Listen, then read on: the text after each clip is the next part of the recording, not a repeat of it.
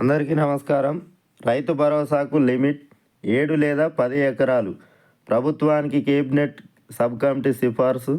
ప్రజాప్రతినిధులు IAS, IPS, group 1 ఆఫీసర్లకు రైతు భరోసా వద్దు. గతంలో మాదిరి రాళ్ళు రప్పలు, చెట్లు పుట్టలు రోడ్లకు ఇవ్వద్దు. కేవలం సాగు భూములకే ఇవ్వాలని సూచనలు. సబ్ కమిటీ సిఫార్సులపై అసెంబ్లీలో చర్చించనున్న ప్రభుత్వం. రైతు భరోసాకు తప్పనిసరిగా లిమిట్ పెట్టాలని ప్రభుత్వానికి కేబినెట్ సబ్ కమిటీ సిఫార్సు చేసింది. గతంలో మాదిరి దుబారా ఖర్చు జరగకుండా పక్కా నిబంధనలతో పథకాన్ని అమలు చేయాలని సూచించింది. రైతు భరోసాపై డిప్యూటీ సీఎం బట్టి విక్రమార్క అధ్యక్షతన ఏర్పాటైనటువంటి కేబినెట్ సబ్ కమిటీ ప్రభుత్వానికి నివేదికను అందజేసింది. అందులో పలు కీలక సిఫార్సులు చేసినట్లు తెలుస్తుంది. రైతు భరోసాకు సీలింగ్ పెట్టాలని ప్రభుత్వానికి సబ్ కమిటీ సూచించింది.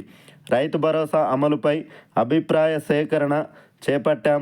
ఎన్ని ఎకరాలు ఉంటే అంతకు పెట్టుబడి సాయం అక్కర్లేదని పరిమితి పెట్టాలని సూచనలు వచ్చాయి.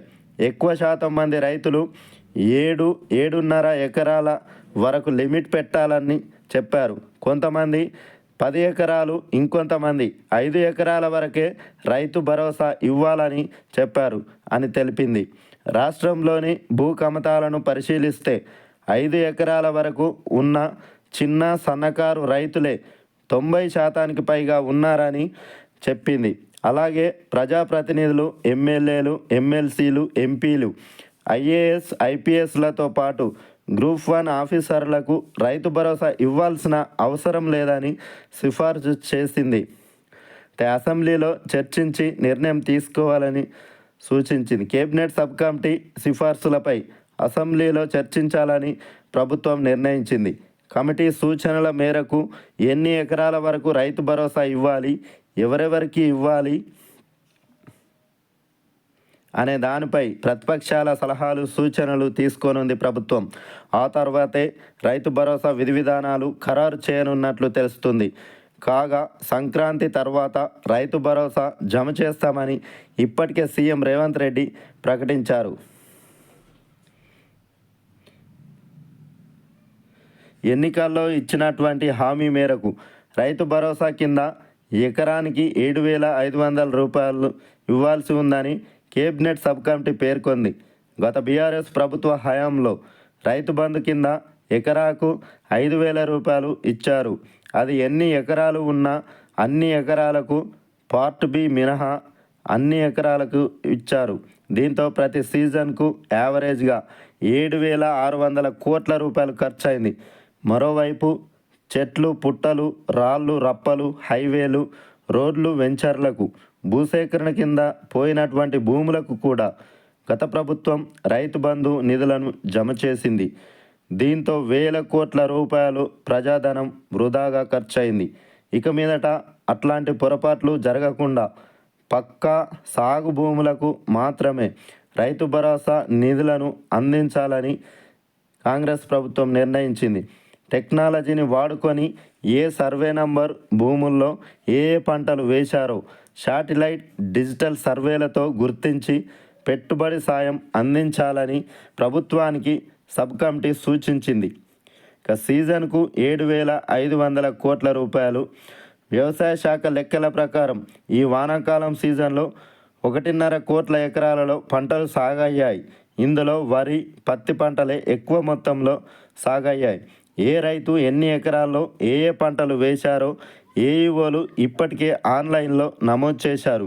ఒకవేళ ప్రభుత్వం మొత్తం సాగైనటువంటి భూములకు ఎకరానికి 7,500 రూపాయల చొప్పున రైతు భరోసా ఇస్తే సీజన్కు దాదాపుగా 10,000 కోట్ల రూపాయలు అవసరమవుతాయని ఆర్థిక శాఖ అధికారులు చెబుతున్నారు.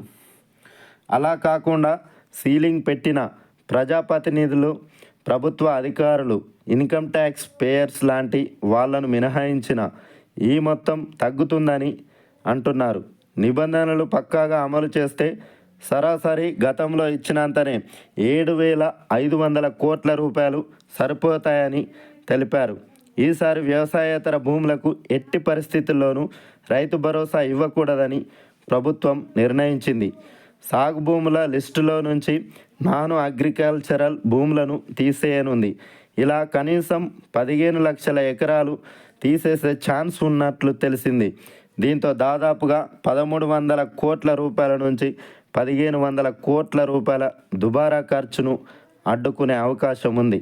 గత బీఆర్ఎస్ ప్రభుత్వ హయాంలో సాగులో లేనటువంటి రాళ్ళు రప్పలు గుట్టలకు వెంచర్లకు ఇండ్లకు హైవేలకు రోడ్లకు ఇతరత్ర వాటికి రైతు బంధు కింద ఏకంగా 20,000 కోట్ల రూపాయల పైగా గత బీఆర్ఎస్ ప్రభుత్వం చెల్లించింది.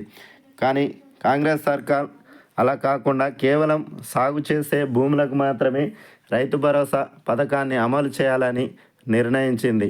ఎట్టి పరిస్థితుల్లో దుబారా ఖర్చు జరగకుండా పక్కా సాగు చేసే భూములకు మాత్రమే రైతు భరోసా అందివ్వాలని నిర్ణయించింది. అసెంబ్లీలో రైతు భరోసా పైన చర్చించి ఎన్ని ఎకరాలకు రైతు భరోసా అమలు చేయాలనే దానిని నిర్ణయించనుంది కాంగ్రెస్ ప్రభుత్వం. సంక్రాంతి తర్వాత రైతు భరోసా నిధులను జమ చేస్తామని ముఖ్యమంత్రి రేవంత్ రెడ్డి గారు ఇప్పటికే ప్రకటించినటువంటి విషయం తెలిసిందే. రైతు భరోసా ఎన్ని ఎకరాలకు ఇవ్వాలనే దానిపైన త్వరగా చర్చించి ప్రభుత్వం రైతు భరోసా నిధులను సంక్రాంతి నుంచి జమ చేస్తామని తెలిపిన సందర్భంలో రైతులెవరూ అధైర్యపడకుండా ఉండాల్సిందిగా ప్రభుత్వం రైతులను విజ్ఞప్తి చేస్తుంది. కాబట్టి ఎట్టి పరిస్థితుల్లో సాగు చేసినటువంటి భూములకే రైతు భరోసా నిధులను జమ చేయనుంది ప్రభుత్వం. Okay, thanks for watching. Please subscribe my channel. Thank you.